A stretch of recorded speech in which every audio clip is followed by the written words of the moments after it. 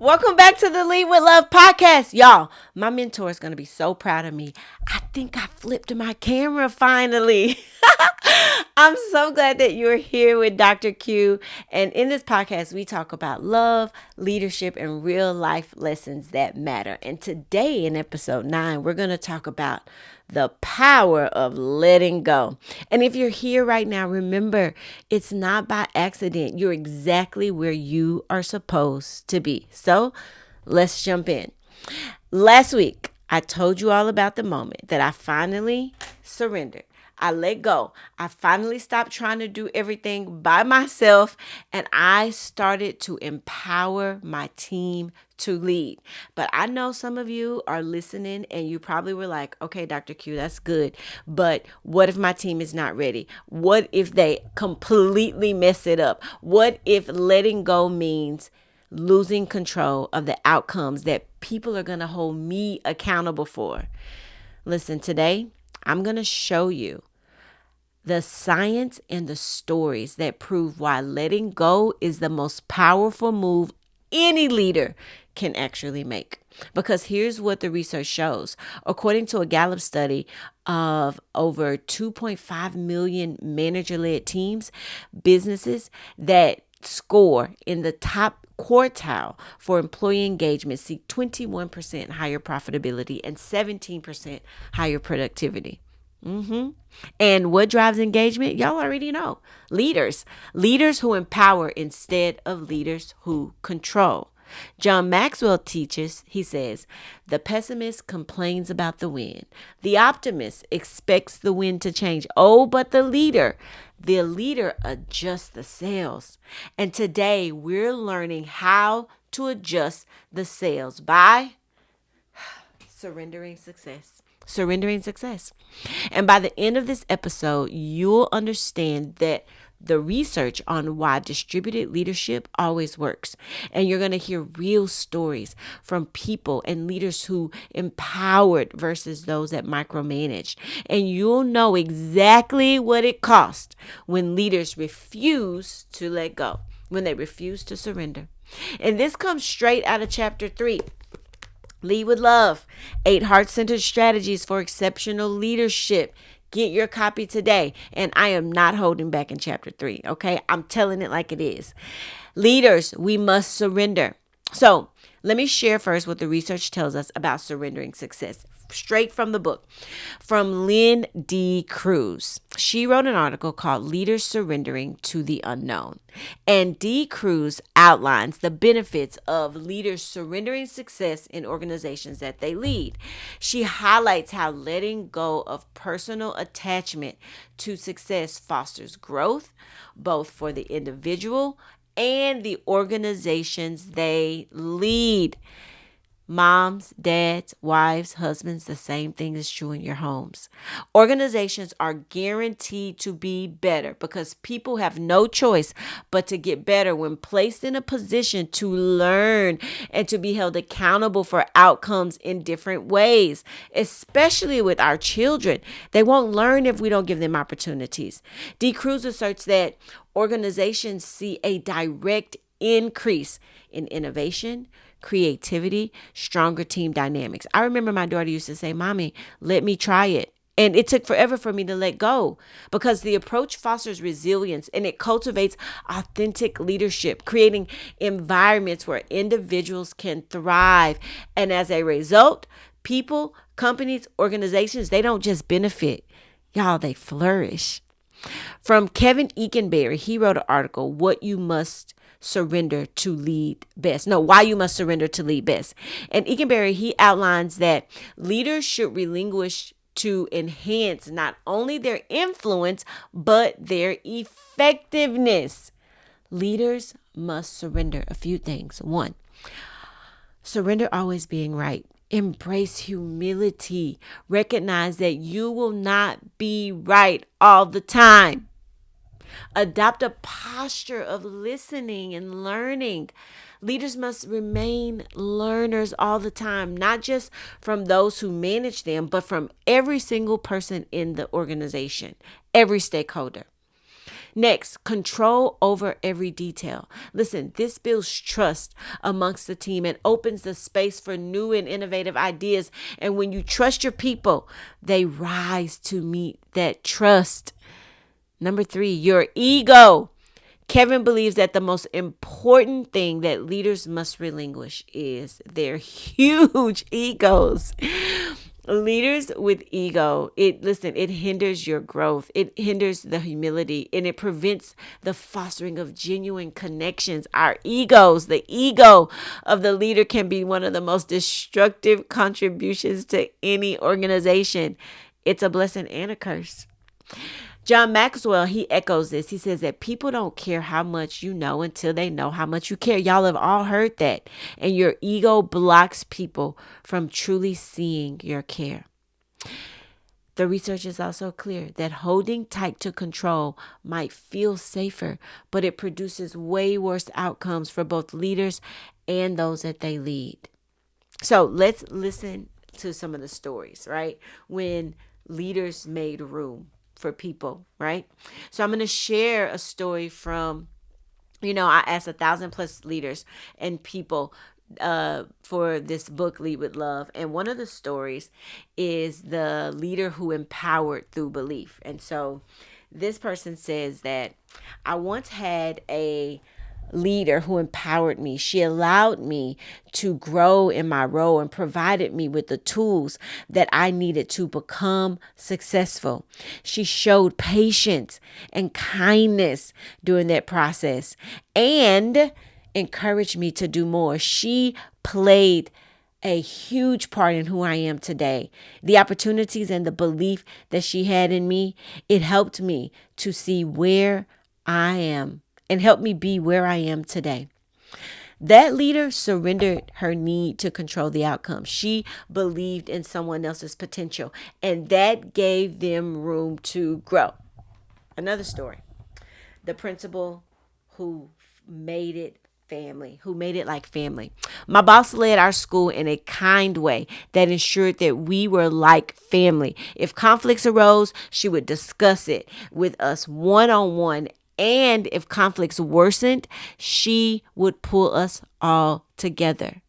The characteristics, what was she? She was approachable, respectful, and guiding versus nagging. And the impact made them want to be excited, made them excited to be at work. Now, that leader surrendered the need to solve everything alone. She empowered the team to work through conflict together. She guided instead of controlled. And there is the magic, y'all. You gotta let go. Let it go. Let it go. But there's also spaces where leaders hoard control. Now, let me kind of just show you and share with you the flip side, right? There's a story of like this micromanager, and this person says, I had a leader who would always say no to any of the new ideas. He would always take time to think about the impact it would have on the company or the employees. He would never think about the impact.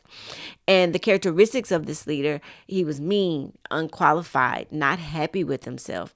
The impact, it drove me to be a better leader and to stand up for my team. And I had to find creative ways to present things in order to get different results. Now, that typically doesn't happen where you become a better leader because of lack of leadership. But this leader's refusal to surrender control didn't stifle the innovation. Fortunately, it forced good people to work around him instead of with him. And that is rare. Another story, the leader who couldn't let go. This person shares, I had a manager who didn't lead with love. She took projects that aligned with my purpose away from me and replaced them with less meaningful projects. What characteristics did this leader have? They didn't act in the best interests of my career or my person. And the impact, it made me more appreciative of good leaders that I've had in the past. It made me call them and say, I miss you. Listen, that leader hoarded the meaningful work. Like, why? And what happened?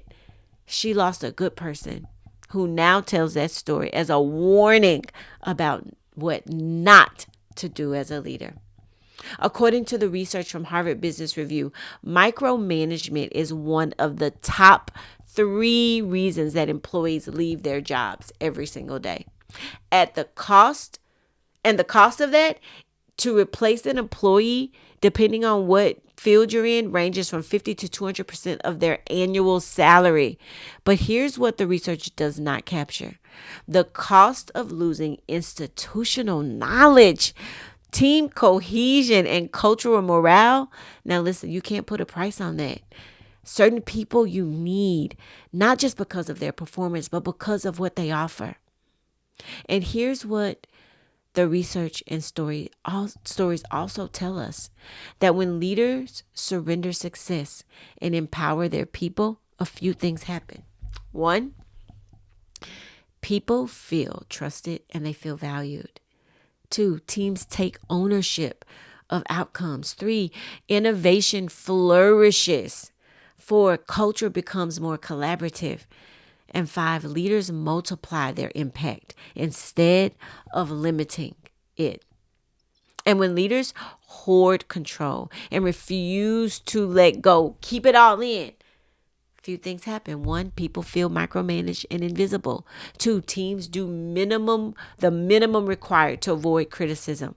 3, innovation dies because new ideas are rejected. 4, the culture becomes toxic and fear-based. And then finally, 5, leaders burn out trying to do everything by themselves. It's not sustainable, y'all.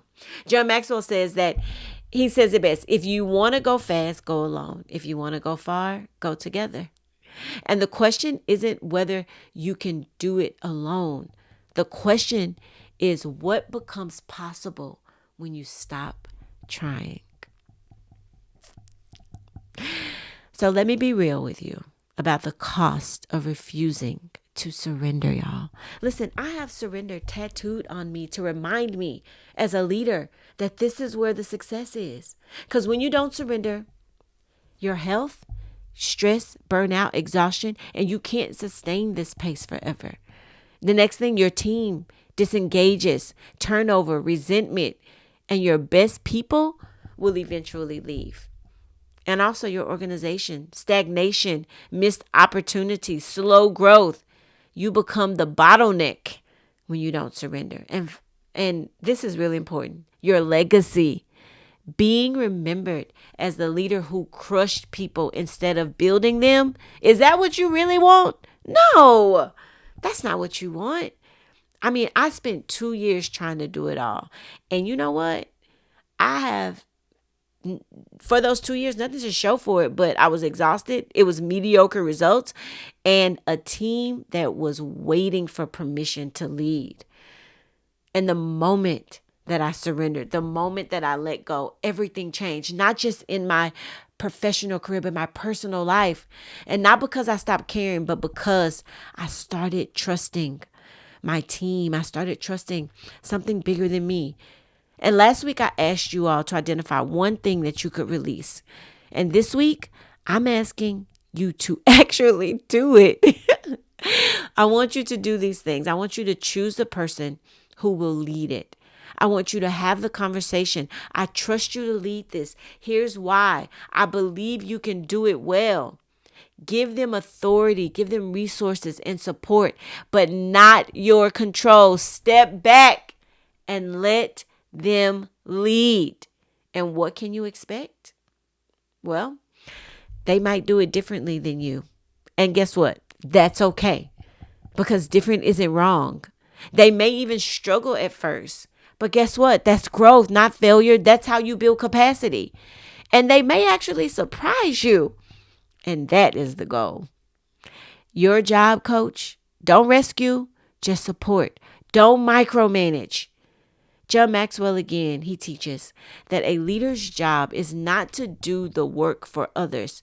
It's to help others figure out how to do it themselves and to get things done and to succeed beyond what they thought was possible. And that is your assignment this week. I'm so excited. Y'all do it. You can do it. Now, listen, in the weeks 18 and 21 of quarter two, we're going to go deeper with surrendering success. Y'all, we got to surrender.